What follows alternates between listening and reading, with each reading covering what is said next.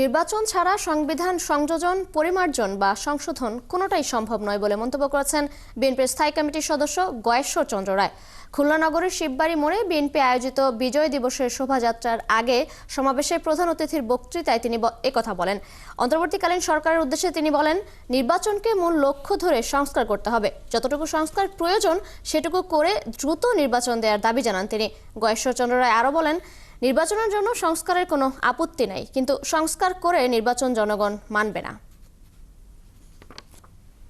আমরা যে ৩১ দফা দিয়েছি, ৭ই জানুয়ারি আমি বড় দাবি যে নির্বাচনের বিরুদ্ধে ৩১ দফা আমরা পুনর্ব্যক্ত করছি। সংস্কার সেটা কি? সেটা নির্বাচনের পরে। কেন? নির্বাচন ছাড়া সংবিধানের সংযোজন, সংযুক্তি, পুনর্মার্জন বলেন, সংশোধন বলেন, কোনটাই সম্ভব না।